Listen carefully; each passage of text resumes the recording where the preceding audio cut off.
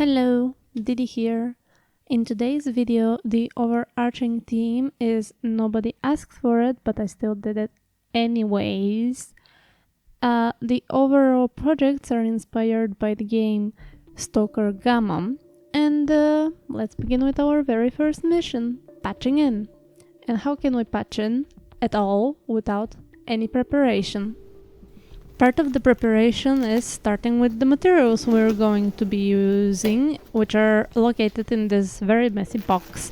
Here we have a variety of felt sheet colors that I chose while browsing for the project, and I wasn't very sure at the time what I actually wanted to do, so I bought like very Stalker inspired colors, but the one I went with is this lovely light gray color.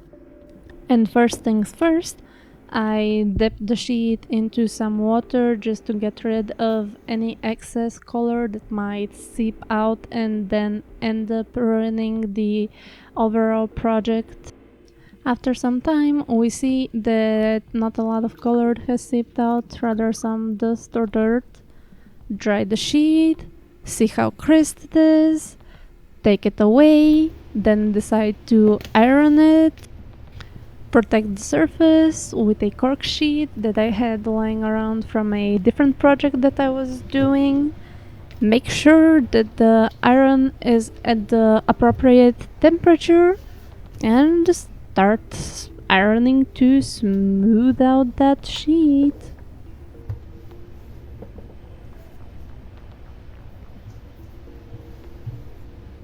And it's done. See how lovely and smooth it looks after it has been ironed in comparison to what it was after it had dried.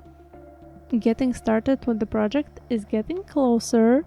Here I am just showing you off the design I ended up working with. It is essentially a modified elements from the game itself. This is the file I worked on to modify said elements. Here we can see how gorgeously messy my board is. I definitely didn't organize it extraordinarily well. The program I use to tinker about is Adobe Illustrator, and this is the original logo from the Stalker Gamma, and above we see the one I modified. The reason I modified it is because the original is way too complicated for my skill set, which is essentially I just know basic things. Let's try and make things. Let me first ungroup the part of this project so I can just showcase you how I essentially worked. And before anybody comes and tell me I can make an outline there in Adobe instead of copying, I know where it is. I just forgot where it was at the time of making it. Of course, the thickness of the outline could also be changed, but over here I'm simply showcasing briefly how I worked. Essentially, I use the special arrow tool that allows you to manipulate the anchor points. You could also add bends to them, but I didn't need that. And if I didn't need any of the anchor points, I used the remove anchor point from the pen tool selection. How I reached the simplified version in comparison to the original text logo, essentially I just searched for a font that is similar or close enough to the font that's on the logo itself, which you can see in the black and hot pink color, and just use that modifying technique to do that and reach that stage. After that was done, I simply vectorized the Bandit faction logo and messed around with it, played and put it in different designs, which are in this mess around here. The winning ones are these lonely two that go in a cleaner file just for them. And over it here are just the color swatches that I am going to be using. Now back to reality. Over it here I'm just showing how big the design ended up being. I made a few different sizes, 2 centimeters smaller than the previous overall.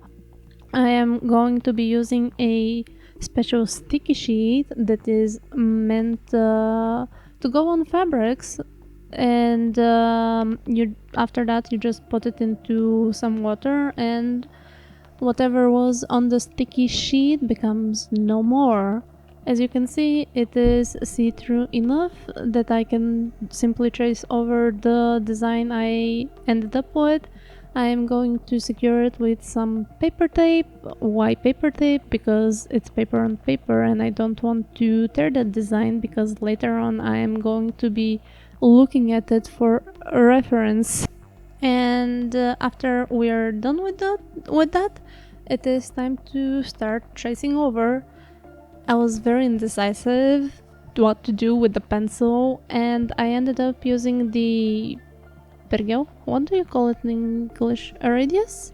Maybe a radius. And I had to do a few tests around, so just to make sure it's the correct radius, I guess. And after testing is over, it was finally time for the real deal, because funnily enough, I just don't know how to hold a radius properly, and I end up dropping it and making a what's supposed to be a lovely smooth circle not smooth, and it ends up being lopsided.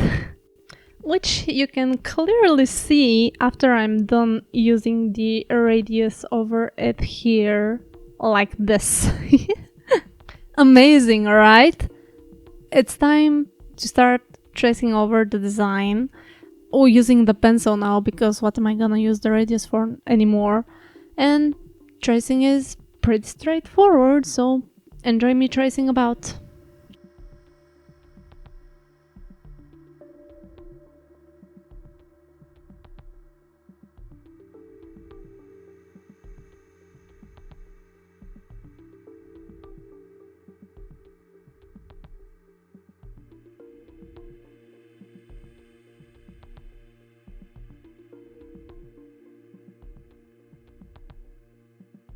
Okay, tracing is done.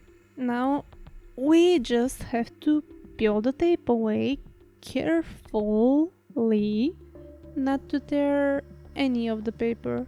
Like, if a little bit of the white part of the paper gets teared away, that's not a problem. And at the back, because it's like a very smooth sheet, I don't really need to be that careful. Ta-da!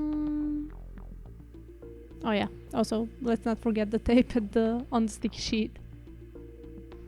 And the other tape. Which we actually have to be the most careful with, because if anything happens at the back, the front is also going to be ruined. And the front is needed for my reference point. Alright, here they are next to each other. The design became much smaller. We're getting much closer than previously. Here I'm just preparing everything that I will be needing to finally begin, which is the sticky sheet with the design, the felt sheet, a hoop that will keep the felt sheet in place, scissors to cut stuff, needles and threads. In one of the boxes I just have very old stitching threads, and I just cut away the design to fit into the hoop relatively, because the gamma text on there is just too bigger than the hoop itself, even though I tried to measure like the inside measurements of the hoops, but it was what it was. Before the actual work begins on this project, first is needed to simply secure the sticky part of this thing. Yes, I'm showcasing how I thread the thread through the needle. I still don't know, is it threading? How I threaded the thread through the needle? It's very difficult. I might not know words. Anyways, I just put the sticky sheet in almost the middle of the sheet, and my camera was like, no focus for you. What I used for securing is what I think in English it is called a basting stitch to me is just long and short, long and short, long and short, long and short version of essentially doing back and forth of the same stitch. To me is just basic stitch, and that basic stitch I use on occasion to simply repair my clothes. Simply, I just use this basting stitch. That's what I'm gonna call it from now on, I think. I don't know, maybe, yeah, no. Essentially, which one do I use? I, we, me? I'll just keep mixing it. I ended up using it until I finished going around all of the circumference of this square, and then I just tied it off and called it done for the preparation. However, there is more preparation to come, since preparation is not just, oh, one step and we're done.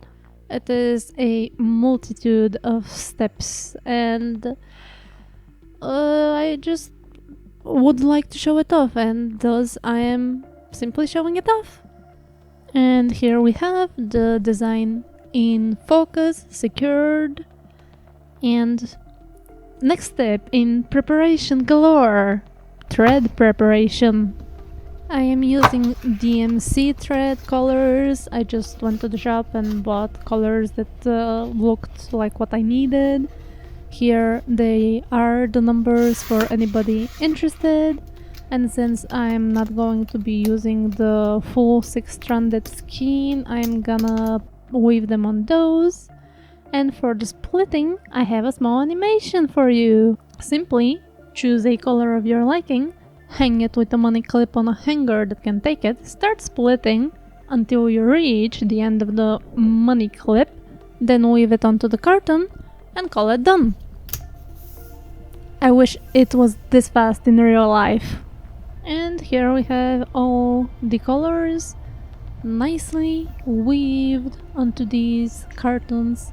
The two grays look too similar, both on the camera and in person, but one of the grays is a bit more blue. Here I'm just putting it more organized before chaos ensues, and it's actually time to start working on the project. We begin by finally stretching the secure design on the wooden hoop that we measured the design for, stretching it enough just so that it has enough give, because this is a felt sheet and a wooden hoop. It is not really gonna stay fully stretched because of pushing and pulling, but it's gonna work decently enough. Then secure and tighten everything. It is finally time to actually, factually start working on the project. I chose to start with the scope art, and I'm using these colors over here for it. It took me quite a bit of thinking to decide whether to go with the shield or the scope art for the first stitches, and I ended up deciding to go with the scope art because it has these little cracks that are nearby its crown, and yeah, that was pretty much all the reasoning I had for it. Over it here, I'm just pointing to myself. How am I probably gonna end up doing it, in which direction I want the thread to go, or in which direction I would like to move with the thread. First stitch is about to be done. Are we excited? I know it's not that exciting, but it's very exciting to me whenever the first stitch of one color is about to become the stitch, and then you can just start moving along the work and find your rhythm and everything. This is my third ever in my whole life thread work that I have done, albeit very small, all of them. It's still a thread artwork in my opinion, and besides it being the third one, It is also the second one that I'm using with felt sheets, and the second one that I'm using with the sticky sheet, with which, since it is being my second time using the sticky sheet and it is on a larger scale than the first one I did, my dislike for using these sticky sheets has been solidified. As you saw earlier a little bit, I was struggling to get the needle through that sheet. Not only that, I had to use a pointed needle instead of a blunt needle so it can essentially go through the sheet without it causing any distortion. And the felt sheets can take a blunt needle, but this sticky sheet cannot. And it's really something that drove me very frustrated whilst working on this project. I still finished the project and I ended up being quite content with it. Definitely something that made me want to go back to cross stitching on linen, which is the very first thread work that I have done in my life. And it was the very first type of thread work that I got introduced to from my mom. So one could say essentially that my mom paved the way to me being, even if slightly, interested into thread work. The material that was used for the cross stitching was none of those that I now see in the shops, very coarse and with wide hose materials that actually have the pattern printed on them. It was using this lovely, beautiful linen fabric with very little squares, and the linen fabric is so lovely and malleable, and you could just not use a hoop and have a perfectly well suited design.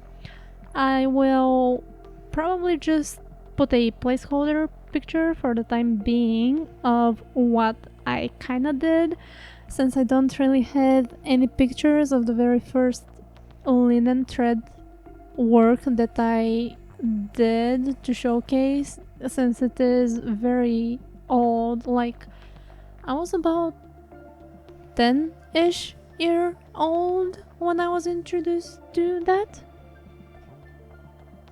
After quite a long time had passed, like a few 10-ish or 12-ish years, I kind of wanted to make a present for my father, and whilst I was brainstorming what to do, I ended up deciding to go with another thread work, which I ended up doing on the linen cloth. It ended up being quite a fun project to work on. It also basically showcased to me differences in the way I would work in comparison to my mother working on a similar project. What essentially she did when she introduced me to cross stitching, the very first thread work that I ever did, she just liked a pattern from a magazine that was meant all for cross stitching and the likes, and we had like various issues with various designs. And this one design that she helped me do, both me and she liked it. For this design, she essentially needed to use mats to scale it up to the size of the project. The overall size of the project was not that big, around A5 size, but still relatively large for a child, but manageable. And essentially, it required mats. And I do not like maths. For this many years, I still suck at it. I have no idea how I got my grades as high as they went. Anyways, back on topic. Essentially, the differences between my working process and my mom's is um I just like to know the sizing before everything is done. So, for example, I have a project in mind and I need to know the size of the project itself, which is pretty much the reason why I use a vector program for this, because I can scale it up or down without losing any quality. So essentially, after that is done, I have the ratio of the project that I'm going to be working on. This one is like 12 centimeters in diameter. The one I worked for my father's present, I wanted it to be an A5 size again. So I just grabbed a few designs, then photobashed them until I liked them. They meant something symbolic or literal. That depends on the interpretation, really, but it could go both ways. And anyways, just put all the design parts in order in the scaled up image, then print it out or trace it, and after that trace it on the material I shall be using, and after that I start working on the material. And since all the lines are already put on, I don't really have to think about anything else besides following the lines. Some years pass again until I'm like, oh, I want to make this thing for this family member of mine again.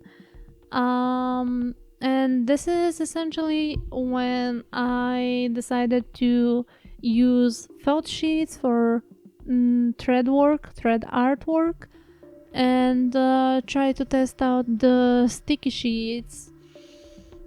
And yeah, that was my very first project, deciding using the sticky sheets. And then I think I did the error of cutting the sticky sheet essentially too close to the design that I came up with. This one I actually came up with. I didn't trace or photobash or anything. It was a simple just text-based design. I again used Adobe Illustrator for that design. And yeah, since I had cut the lines too close to the sticky sheet, and I didn't really secure it like at all. I just went over with the colored thread, and the sheet was moving and peeling away from the felt sheet, and that felt so much worse than any frustration I felt during the project that I'm showcasing here. The reason it was so frustrating, that text-based project with the felt sheet and essentially the first time use of it, it was also because the overall design was much smaller and thinner, and it added to the frustration. And I wanted the needle to go this place, it didn't want to go through there. And since I was using at the time a blunt needle, that's how I knew that I need to use a sharp needle for this project. The blunt needle was just pushing away the sticky sheet that was not fully sticking to the felt sheet, and it just added so much to it.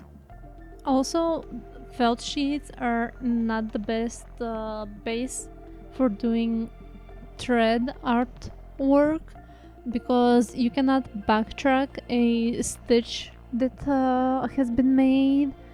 And if you end up backtracking like I did, it was by accident. Unlike the linen sheets that actually have the holes in them and you can follow that and backtrack in case you mess up somewhere.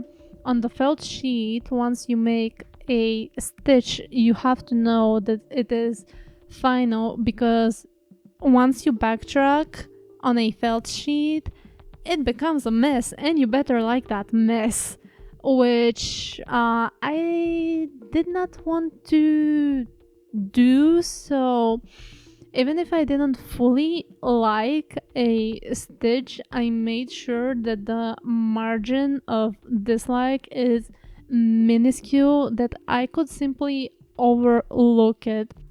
At the very least, projects such as those help me figure out how I like working with a certain material and how I do not like or will ever want to work with a certain material, and maybe see its strengths and weaknesses and whatnot of the like. Shall we talk about the game S.T.A.L.K Gamma, on which I have based my projects in this video? Yeah, okay, let's do that. I'm simply going to read out the description that Google gives me because it explains it way better and concise than I ever could or would. S.T.A.L.K Gamma is a post-apocalyptic first-person shooter that takes place in the Chernobyl exclusion zone, a radioactive area in Ukraine. Gamma is a large community-driven project combining the work of many modders, and each and every one of them are contributing to making Stalker Anomaly a better experience. In the game, there are also these things called factions. The one I am working on is the Bandit faction.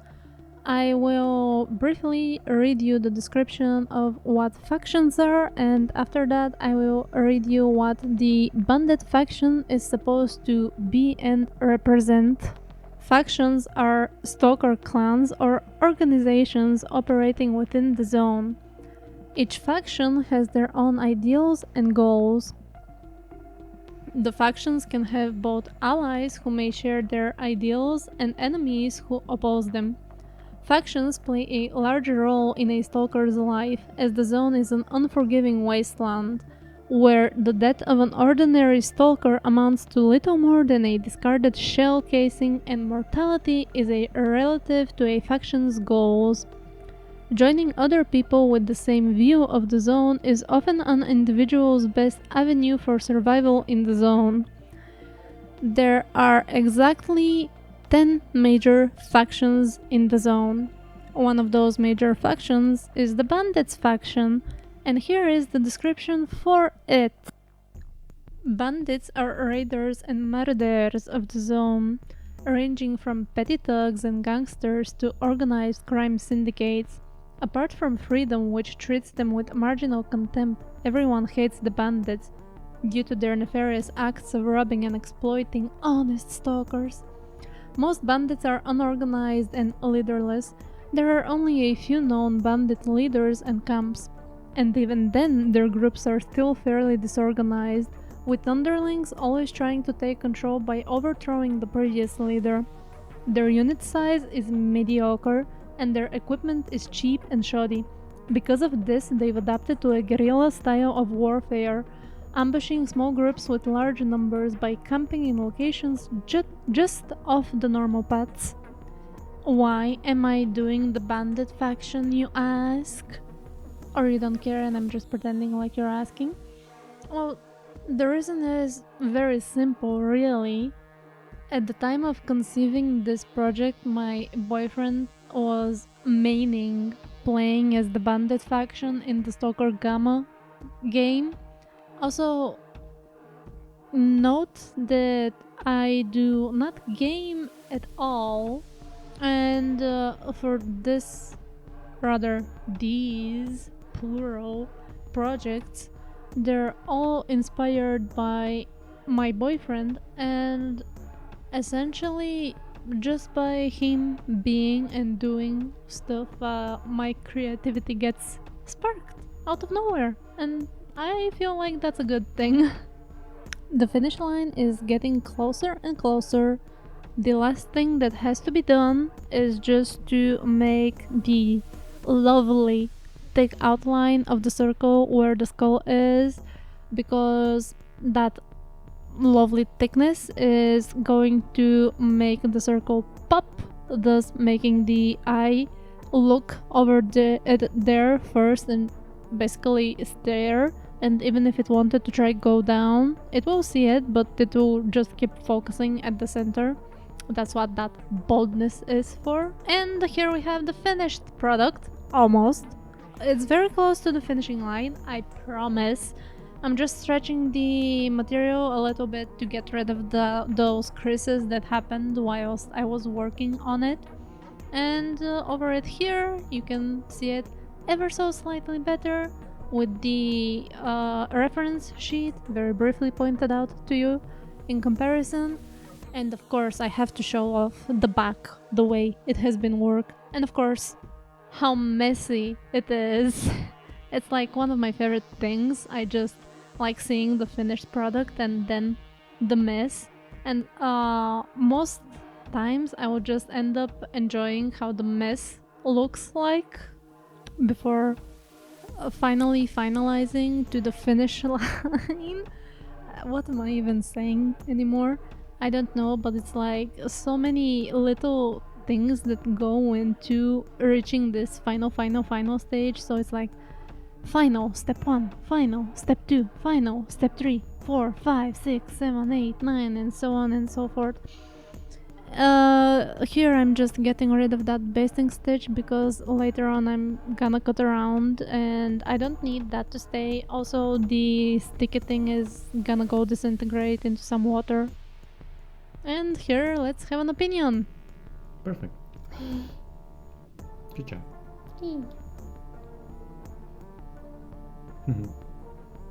Here we have it, folks.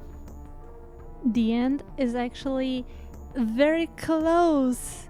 So the very first thing that has to be done to end the project is, of course, dip the felt sheet into some water to let that sticky thing that allowed me to transfer the design to basically disintegrate, disappear, and not cause any problems to the cloth whatsoever.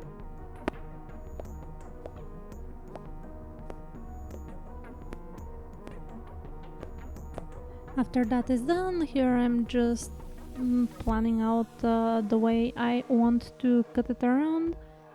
I decided to simply fold over the sheet and cover up the area that was worked on just in case something bad happens in the laundry, and I just want that extra security.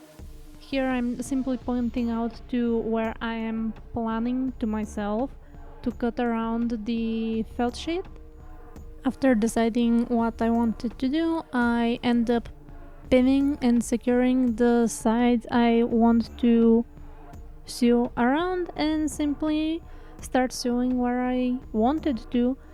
I did the little error of beginning to start sewing very close to the start edge of the design, and since it is a felt sheet, I just had to take the mistake because I cannot backtrack with the needle. Very unfortunate. Nothing I could do about it, and just take it as it was. I decided to simply use the larger fold that was left hanging from the felt sheet around the design, simply because since I knew I shall be cutting around, I just wanted to minimize the waste material, because the design I had placed it very much into the middle-ish section, which is not ideal, but I simply wanted it to fit into the hoop, and that's pretty much why it ended up being placed the way it was placed.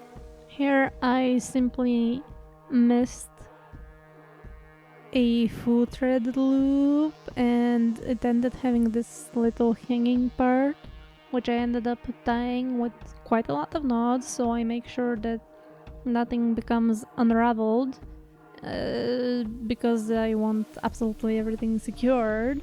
Then I simply turn the patch inside out and adjust it so the design is somewhat centered around the seam lines. Not gonna lie, after turning it inside out, it kind of looks like a little person silhouette up to the bust. It's kind of funny because, like, you're like playing a faction and you could take it as like, oh, look, I'm just this one person from this many factions and I'm this particular one person. After turning the patch inside out to complete the whole thing, I simply sewed the bottom layer so it's sealed. Probably a better stitch that would have been more appropriate to use would have been this one that is called an invisible stitch. I have no idea how to do it, so I simply went with the basic stitch. You can still kind of see the seam lines, but since they're so small and very close next to each other, it's not that visible from far away. And here we have the finished product, a little bit up close, which looks even better after some ironing. Okay, time to dispatch for our second mission, bring the cipher. What could this cipher possibly be, you ask? Simply emotes. The reason they are emotes is because my boyfriend has been getting into streaming on Twitch, on which he also recently completed the melee only challenge for the Stalker Gamma game. For this section of the video, proceed mindfully since it contains full time lapses and when coloring they might have flashing images in case of photosensitivity. Let's begin with simple greetings, a simple hello.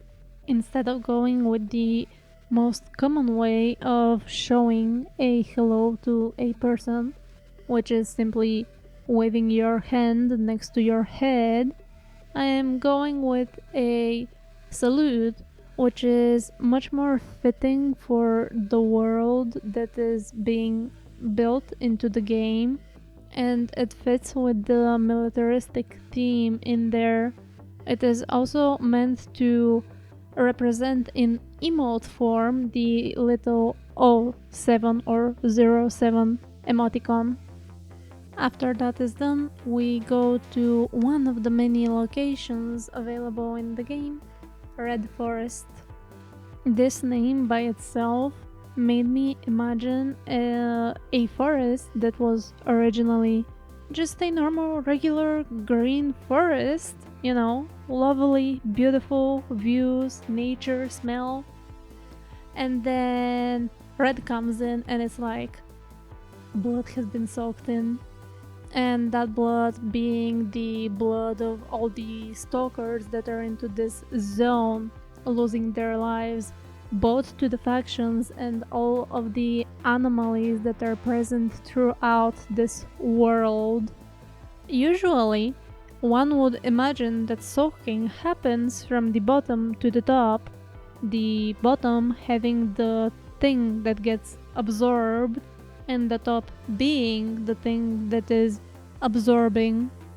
However, I went in reverse at the time of making this little animated GIF. I wasn't really thinking at all about that. I just wanted to make something and I ended up making it from top to bottom. And it ended up looking like this ice cream melting effect simply made out of the blood of the victims in the zone instead of being anything tasty whatsoever. For all of these emotes, my working process is simply starting with a pixel layer, making a sketch, and then refining that sketch with a vector layer. On to our next location, Truck Cemetery. On occasion, I would hear truck cemetery as truck cemetery being like a singular word, and where the CK stay, I would hear a Hicks sound for some random reason. Back on topic. The inspiration for this emote is very straightforwardly based on the name of the location. You have a truck, you have a cemetery. Cemetery equals tombstones. And let's put the truck on the tombstone. Originally for this first design, I decided to make the flowers white because here in my country, at the very least, white is the color for dead people. You also give to dead people a even amount of flowers instead of an uneven amount of flowers. For the truck part, the reason I'm using this kind of blue turquoisey color is simply because the trucks I have seen as a child, which were old trucks, were in those colors with just a little bit of white. Here the end shape of the truck ended up looking more modern simply because of the reference I was using. At the end, I am very happy with how the end result turned out. Next location is garbage. Based on what I have been told about this place, you essentially go over there to gain points in popularity and points in skill, thus increasing your level as a stalker. I have no idea if there are actually any garbage cans in the game itself in this location. I imagine not really, and garbage just means all the enemies that were slain in this area, because simply, as shown over here, a person will go hide somewhere and sneak upon a enemy, take care of that enemy in the most little way possible, then hide back and continue doing so. To represent that, we are just putting one of our stalkers in a garbage can, and they will hide, hunt, lurk, and wait for the right moment to simply pop out and shoot at an enemy. To make this emote work or come alive, we need to do this by animating it, and animating means creating a set amount of frames that later become the movement. Each frame is the illustration you do for each movement. In my case, I think for this particular emote I ended up around 52 frames. I have to double check this a bit later. And essentially for the elements in here, I drew the garbage can, trash can, the stalker, the rifle, and the lid opening, each on its own separate layer.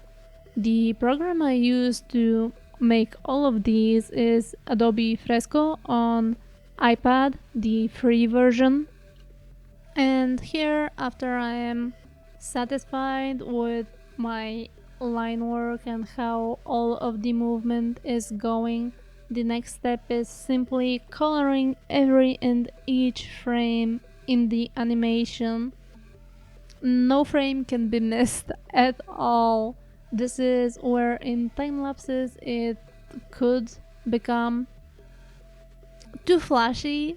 The reason why I am making like a full time lapse instead of recording the process I had is because on occasion I would just procrastinate too long before I do anything, and I would probably forget about the recording. And essentially the process is the same. The tools I use are very simple. I do nothing special, just use one of the brushes, then do the lines, then do the erasing, almost as if I'm doing it traditionally, but with quite a lot more advantages than traditional.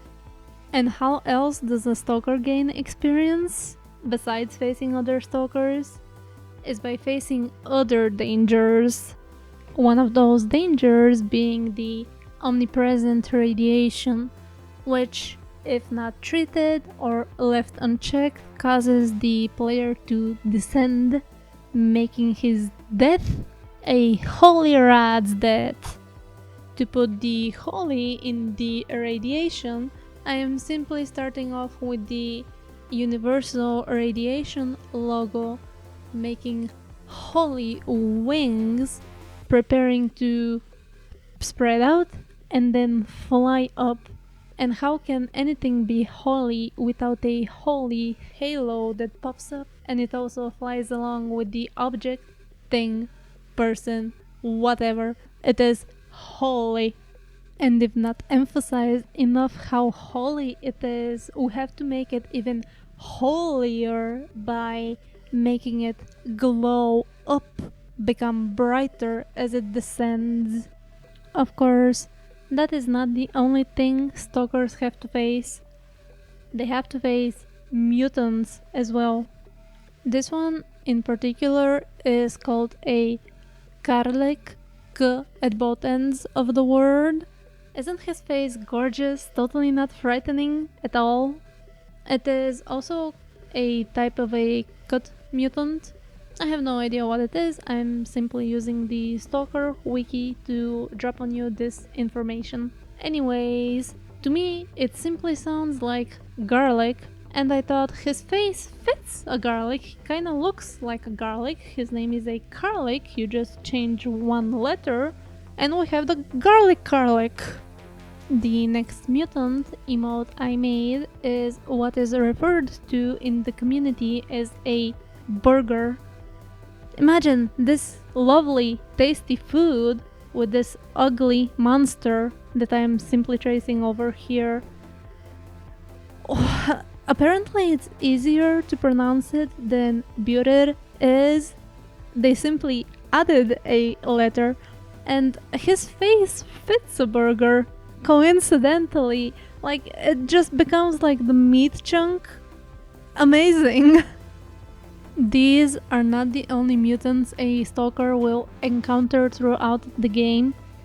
They are, however, the two I myself clicked with and was like, I already have an idea, I know what I want to do with these two. And they were pretty straightforward, the garlic garlic being simply from me mishearing, and the burger Burer being the community nickname of the Burer. I also made two color versions of the Burer. One I simply color picked from the mutant itself, and the other I colored picked from the burger, and I think they both work pretty well. We could say that one of them has those fancy black breads and the other is just a regular normal burger. Now let's take a look at all of them together, starting with the greetings, one of my favorites, which is an homage to the person popping out of the garbage can that I made before the greetings. Then my third favorite, Holy Rads. And not all of the emotes here were factually used. I also made little no potato hamburgers. I really lost it when I drew the legsies. With our second mission complete, it is now time to proceed with our third mission, which is luring Santa into the zone or finding him out, as it is the holly jolly season. We are going to start again with some felt sheets. I am showing you off a pom-pom I made that we are going to need at the end of this mission. We begin by making the triangles. Since at the beginning of this project I didn't really have a clear view of what I needed to do, I simply had the view of what I wanted it to become. I simply had to dive straight into it and make the mistakes. Over at here we have the very first triangles I made, and I didn't make them the correct way, and I was left thinking what can I do, which is why I had these extra one color, like the green was originally going to be into the design. and started cutting again triangles. And from one felt sheet I got 4 triangles. To make the triangles evenly sized, I simply had to find the center point of the felt sheet, which the one thing that geometry has taught me is that the center point of a rectangle or a square can be found simply by crossing the 2 diagonals, and that way the split is completely even. The original idea was to use the black and the green to make the end product, which I shall reveal a little bit later what it will be. Probably it is going to be very obvious, but I had this dark gray as a backup, and I think it ended up working better than the black would have worked. Also, don't worry, I didn't forget to peel the stickers. I'm not that forgetful. Again, we have some sewing to do, and we start by pinning in place the parts that we shall be sewing with some pins. Very straightforward. I decided to go with a gray color for the thread for this project instead of a green, because the gray wouldn't stand out as much through both of the colors. Next, it is time to simply start sewing. I am going to be hand sewing this whole project. Here I am checking how tight the knot is it gonna endure any pulling or pressure applied to it. The first knot wasn't, so I had to re-knot it and start sewing again. At least when the knot is too small, it is not a problem for the felt sheets. In the beginning, hand sewing sounds like fun until you end up sewing a full day's worth for a project so small, making me regret not being able to make it like in the span of, let's say, 12 minutes with the sewing machine, simply because of the amount of panels being more than 2. In any case, I continued sewing for the full day's worth. These panels I sewed from the bottom to the top. The top I didn't really sew completely until the end point, because I knew that I don't need the end points to be very sharp or sharp at all, so it was fine if it had a little bit of dullness. Over it here we just have the sewed up panels opened up. See how they look on what is going to be the outside. After that we attach the second panel to the already attached panels in the direction we wanted to be opening properly. This actually took me a bit of brain power, because I didn't know what to do until I reached the correct way of folding and unfolding. Sometimes my brain is dumb like that. After my brain was done being dumb, it was time to align the panel properly, and it took a little bit of time for me so I could align the end point with the bottom point with the top point at the end, and I wanted it to be a smooth transition or attachment. Then I simply pin the panels together and start sewing it again, the same way as we did the first panel, until we reach a point looking like this one. On both the panels have now become from 4 panels into 1 panel, and we need 2 of those 4 paneled panels. Do you know what we are making to lure Santa yet? If you guessed a Christmas hat, you got it correct. But why isn't the hat red? Well, we're luring Santa in the zone. not a regular old Joe Santa Claus. For Santa Claus, the hat, yes, it is red. For Santa in the Zone, the hat is the colors of the radiation logo, which are the neon, toxic, green, and black. And since I messed up with my black, I am simply using the darker shade of gray as a substitute for the black.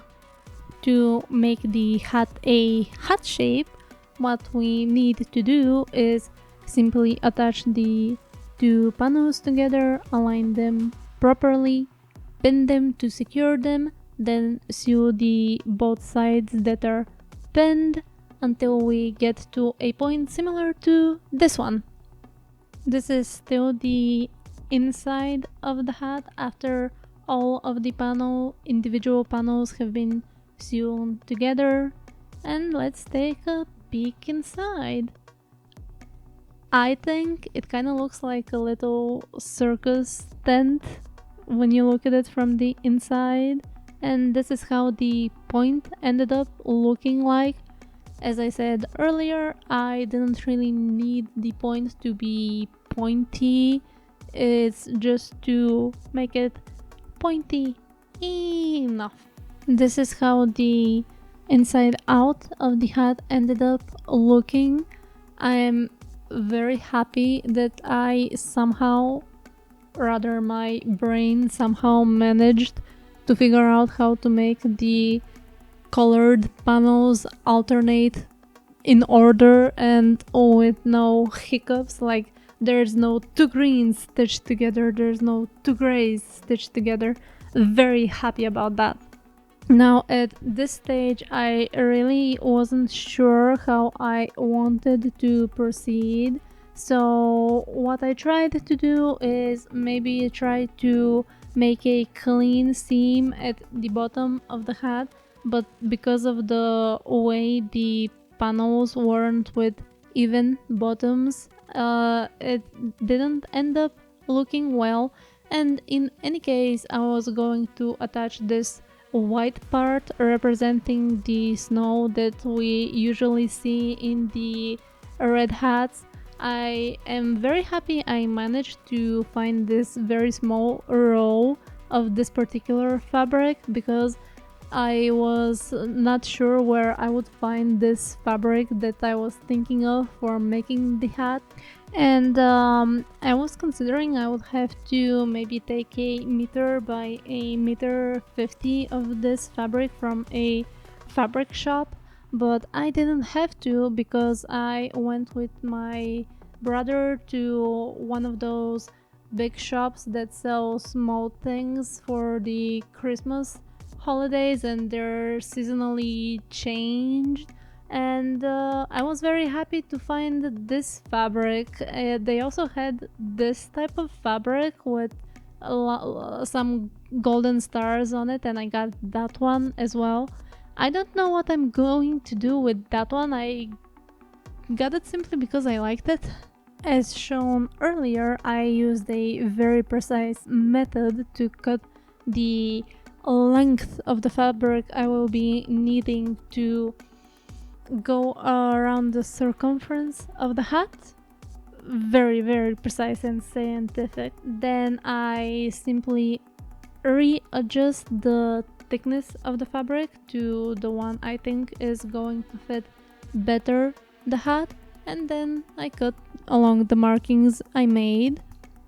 After that, I make sure to fold the fabric to the thickness I wanted it to be. This one was surprisingly very slippery. Just secure the sides with a pin, sew them together.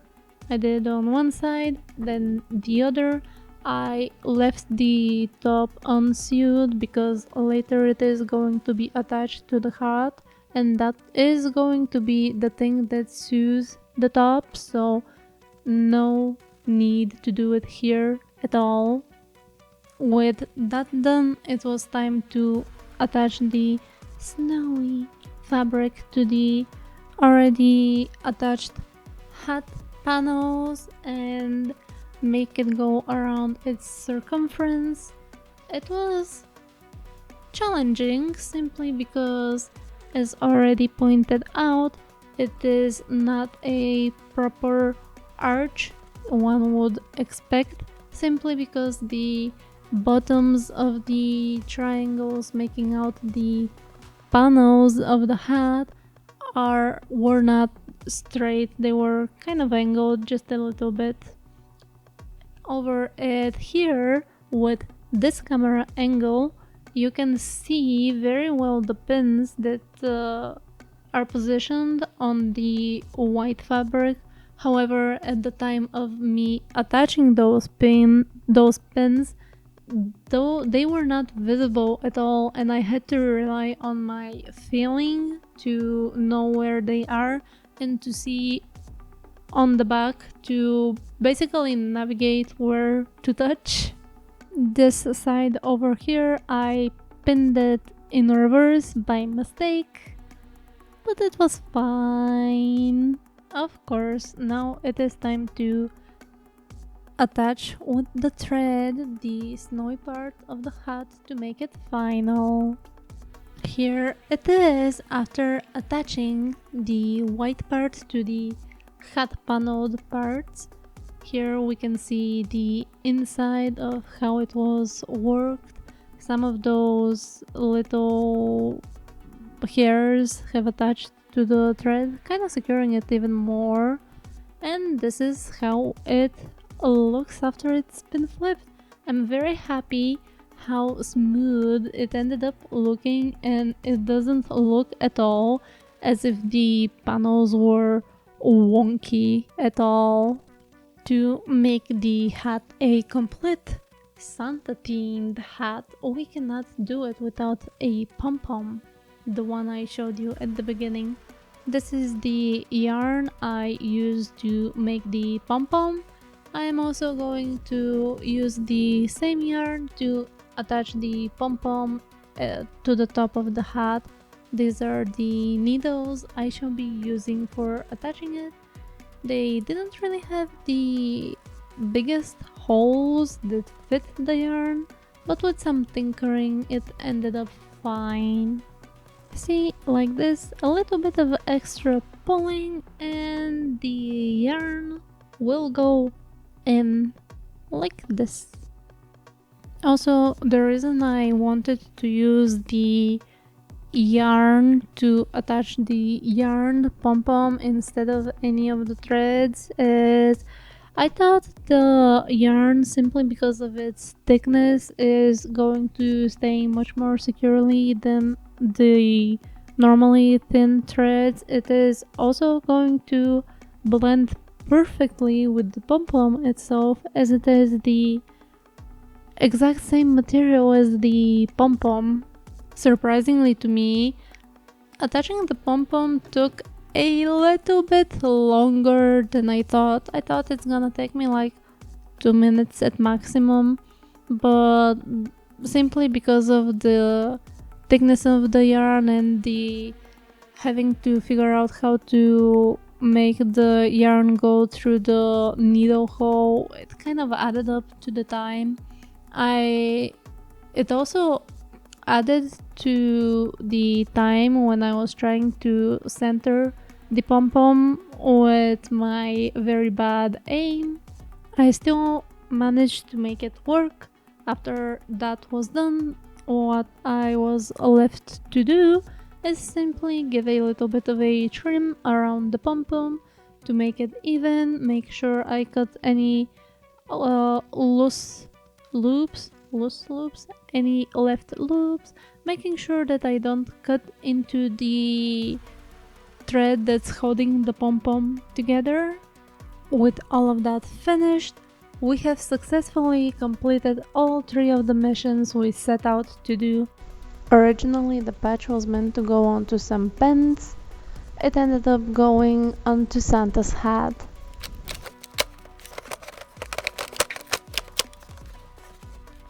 Instead of going with the common hello motion, which is simply waving your hand next to your head. It's very difficult. Head, hand, head.